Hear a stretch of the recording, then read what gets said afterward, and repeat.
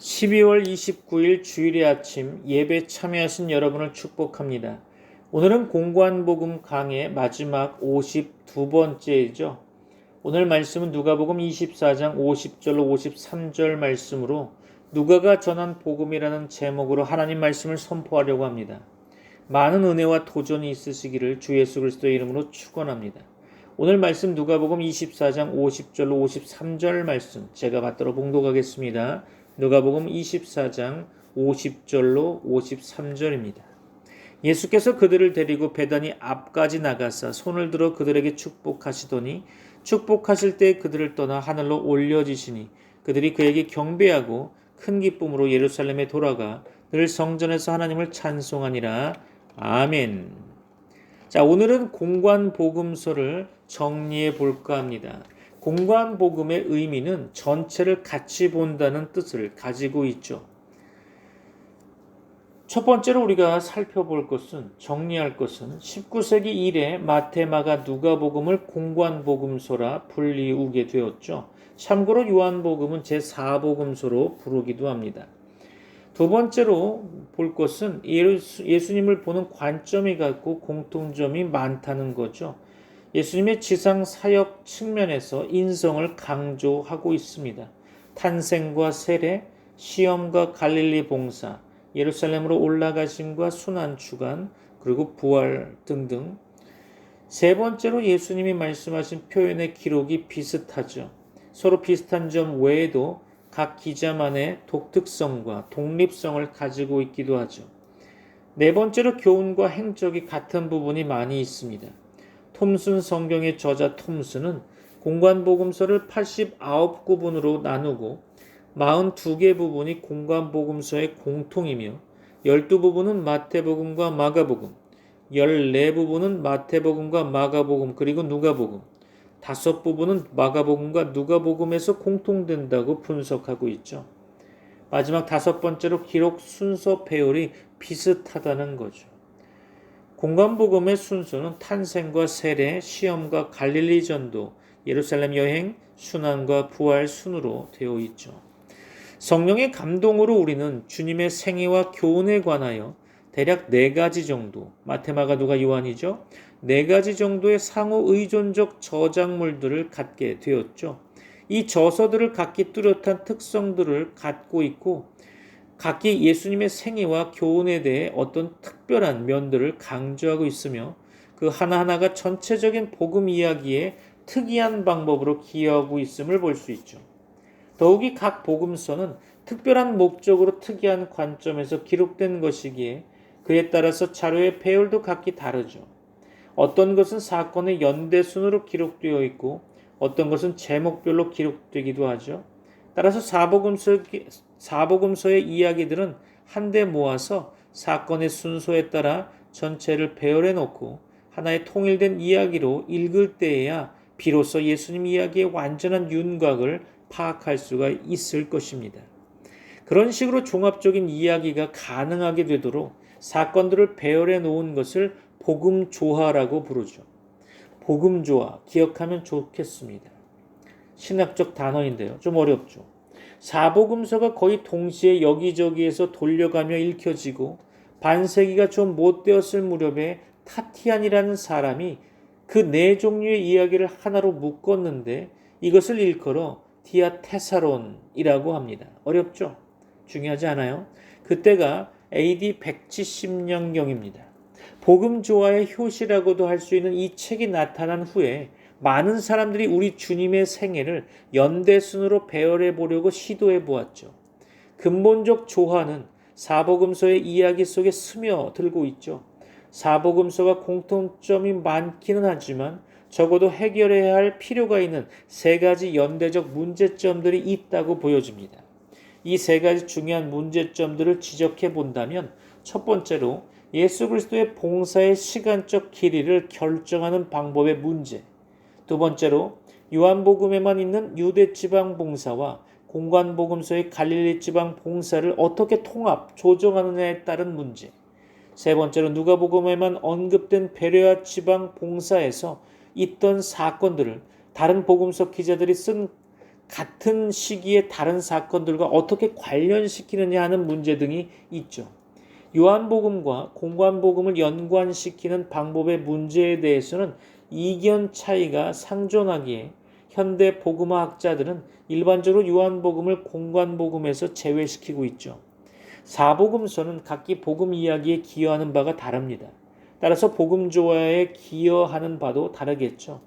복음서들의 특성들을 잘 알고 있으면 각 복음서들을 더욱 명료하고 의미 있게 이해할 수 있을 뿐만 아니라 복음서 진술을 전체적으로 보다 더 중요하게 이해하고 감지할 수 있을 것입니다. 자, 그럼 이제 본문으로 들어가 누가복음에 대해 좀 더 자세히 살펴보도록 하겠습니다. 오늘 본문을 품고 있는 누가복음에 대해서 좀 더 구체적으로 말씀드리면 누가복음은 신약의 세 번째로 등장하는 복음서죠. 공관복음서 가운데 이 복음서는 예수님의 이 땅의 생애에 대한 묘사가 가장 문학적이며 예수님의 인성에 대한 최고의 통찰을 제시하고 있죠. 그래서 누가의 인물과 사건에 대한 생생하고도 세밀한 묘사는 수세기 동안 수많은 예술가들의 소재가 되어 왔습니다. 누가복음은 여러 점에서 마가복음과 비슷하죠. 마가복음의 절반 이상, 그러니까 661절 가운데 320절이 누가복음에 다시 나타나고 있으며 250절가량은 내용도 비슷합니다. 대부분은 예수님의 가르침에 관한 거죠. 누가복음은 세례 요한과 예수님의 수태고지로 시작해서 가장 풍부한 유아 기사들을 다루고 있으며 특히 예루살렘으로의 마지막 여행에 대한 설명이 아주 상세하게 기록되어 있고요. 마태나 마가의 기록에는 볼 수 없는 예수님의 승천 기사도 언급되어 있습니다. 특히 누가복음은 찬양으로 시작해서 찬양으로 끝나는데요.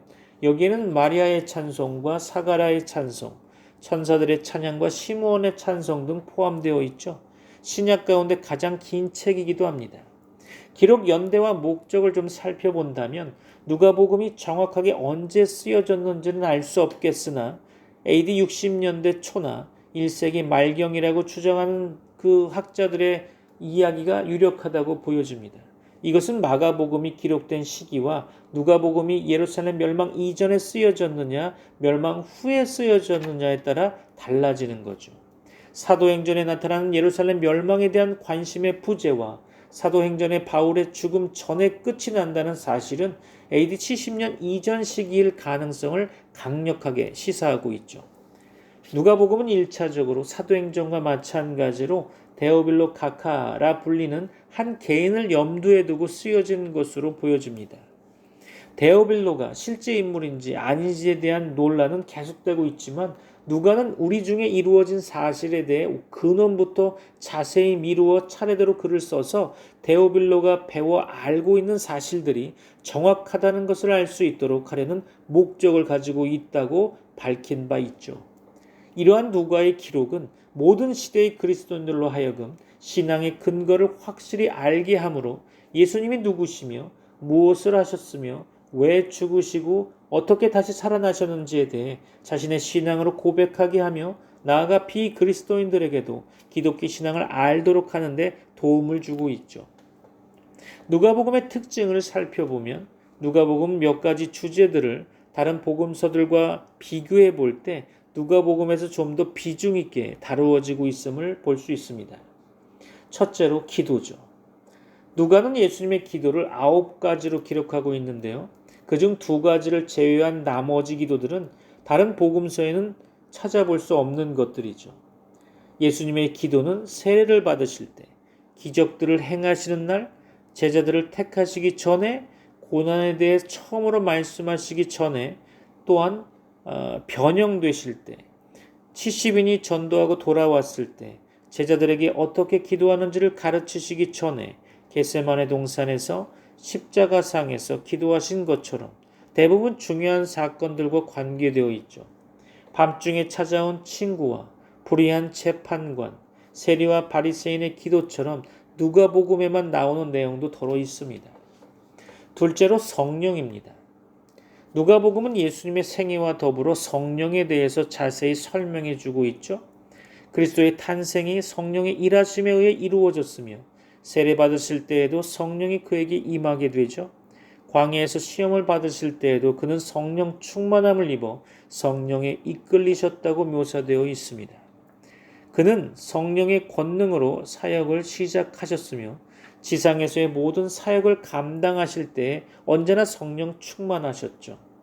제자들은 위로부터 능력을 입을 때까지 기다리라는 명령을 받았는데요.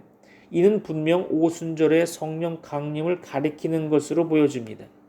또한 누가복음은 성도들이 어떻게 성령을 의지하며 살아가야 하는지에 대해서도 자세히 설명해 주고 있죠. 셋째로 복음 전도입니다. 누가복음은 복음 전도를 강조하고 있죠.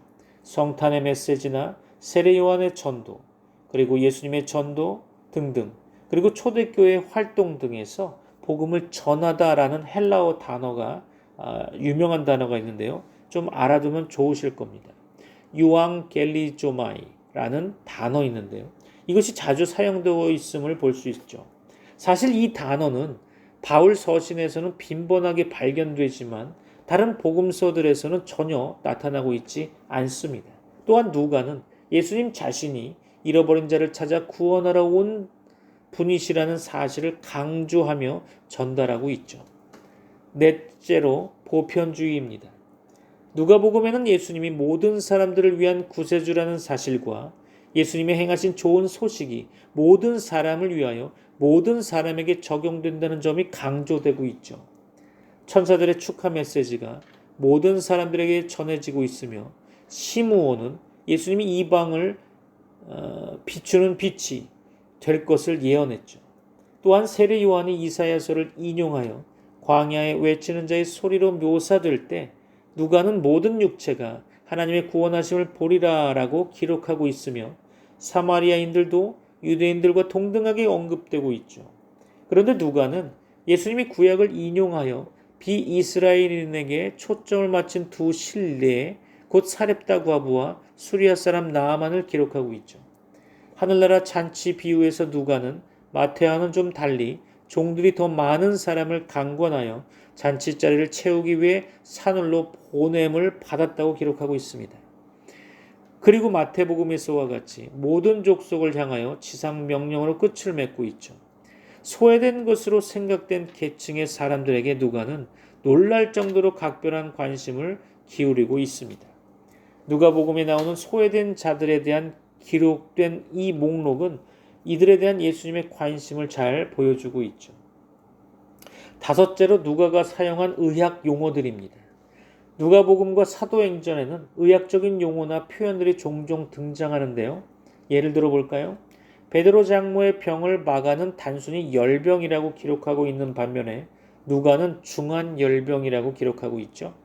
문둥병자들에 대한 묘사에서도 마태나 마가는 단순히 문둥병자로만 기술하고 있는데요. 반면 누가는 온몸에 문둥병 들린 사람이라고 구체적으로 기록하고 있습니다. 또 마가는 중풍병자라고만 표현하고 있지만 누가가 사용한 헬라어의 뜻은 중풍을 앓는 자라고 기록하고 있죠. 이와 같이 누가가 여러 가지 병을 기록하고 있는 것들은 그가 의사였다는 사실과 잘 부합된다고 봅니다. 또 한 가지 주목할 점은 누가가 혈루증 앓는 여인의 경우 그녀가 많은 의원에게 다니면서 있던 것도 다 허비하였으되 아무 효험이 없었다는 말을 생략했다는 점이죠. 그럼 오늘 본문을 살펴보면서 하나님의 말씀을 좀 더 깊이 묵상해 볼까요? 오늘 본문의 말씀을 이해하기 쉽게 새번역 성경으로 다시 한번 읽어 보겠습니다. 그리고 예수께서는 그들을 밖으로 베다니까지 데리고 가서 손을 들어 그들을 축복하셨다. 예수께서는 그들을 축복하시는 가운데 그들에게서 떠나 하늘로 올라가셨다. 그들은 예수께 경배하고 크게 기뻐하면서 예루살렘으로 돌아가서 하나님을 찬양하면서 날마다 성전에서 지냈다. 그렇죠. 예수님께서는 그들을 데리고 베다니 앞까지 나가셔서 손을 들어 그들을 축복하셨습니다. 베다니는 예루살렘에서 약 2-3km 떨어진 곳이죠. 그곳은 감람산 기슭인 곳입니다. 주 예수 그리스도께서는 베다니에서 죽은 지 나흘이나 된 나사로를 다시 살려주셨고 감람산에서 제자들에게 예루살렘 멸망과 세상 종말에 관해 교훈해 주셨죠. 그는 베다니에서 제자들을 축복하실 때에 그들을 떠나 하늘로 승천하셨습니다. 이것은 그가 부활하신 지 40일 후의 일인 거죠. 부활하신 주님께서는 이처럼 승천하셨습니다. 누가는 사도행전에서 그가 이전에 쓴 책으로 누가복음을 소개하면서 이어서 예수님의 승천하신 날까지의 일을 기록하고 있음을 말한 후에 예수님의 승천에 대해 이 말씀을 마치시고 저희 보는 데서 올리워 가시니 구름이 저를 가리워 보이지 않게 하더라라고 증언하고 있죠. 제자들은 예수님을 단순히 스승으로 섬긴 것이 아니고 하나님의 아들로 경배했습니다. 그는 사람이 되신 하나님이시죠. 그들이 늘 성전에 있는 것은 성령을 기다리라는 주님의 명령 때문이겠죠. 말씀을 마무리하려고 합니다. 예수님께서는 지금도 살아계십니다. 믿습니까? 부활하신 주께서는 제자들이 보는 데서 하늘로 올리워 가셨습니다. 제자들은 큰 기쁨으로 돌아와서 하나님을 찬송하며 성령의 강림을 기다렸죠. 요한계시록은 부활하신 예수님께서 지금도 살아계시며 사망과 지옥의 열쇠를 가지고 계시고 또 오른손으로 7별들을 붙잡고 7 금촛대들 사이에 다니시는 자라고 증거하고 있습니다. 또 신약 성경은 승천하신 주께서 구원 얻은 성도들을 위하여 지금도 간구하시고 중보 사역을 하신다고 증거하고 있죠. 로마서 8장 34절 볼까요? 누가 정죄하리요? 죽으실 뿐 아니라 다시 살아나신 이는 그리스도 예수시니 그는 하나님 우편에 계신 자요 우리를 위하여 간구하시는 자시니라. 아멘. 그렇죠. 히브리서는 예수 그리스도께서 항상 살아서 그들을 위해 간구하시고 또 참 하늘에 들어가셔서 이제 우리를 위하여 하나님 앞에 나타나신다고 말씀하고 있습니다. 그는 지금도 온 세상과 만국 교회를 통치하시고 성령으로 역사하십니다. 믿습니까? 여러분에게 깨닫는 은혜가 있으시기를 주 예수 그리스도 이름으로 축원합니다. 기도하시겠습니다. 지금은 우리 주 예수 그리스도의 은혜와 하나님의 사랑과 성령님의 교통하심이 트리니티 미라클 교회 모든 권속들과 세계 교회 위에 이제부터 영원까지 함께 있을지어다. 아멘.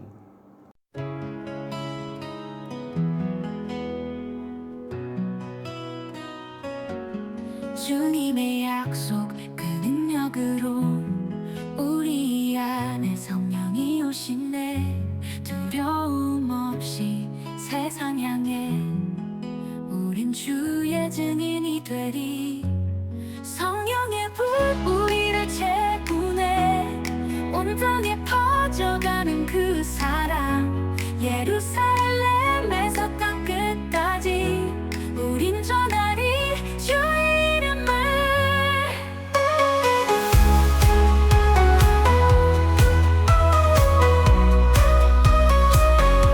그 누구도 막을 수 없네. 우리 안에 불타는 진리 주님의 말씀 그 힘으로 우린 세상을 변화시키리. 성령의 불 우리를 채우네. 온 땅에 퍼져가는 그 사랑 예루살렘에서 땅 끝까지 우린 전하리 주 이름을.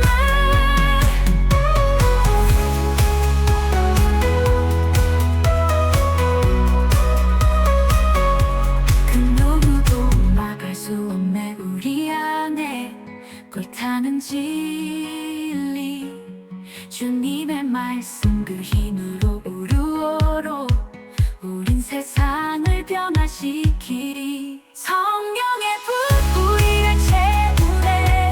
온 땅에 퍼져가는 그 사랑 예루살렘에서 땅 끝까지 우린 전하리 주 이름을.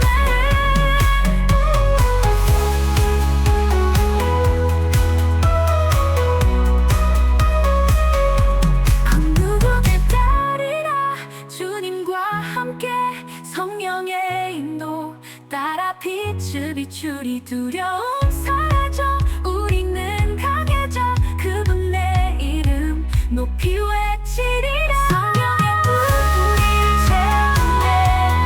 온 땅에 퍼져가는 그 사랑 예루살렘에서 땅 끝까지 우린 전하리 주 이름을.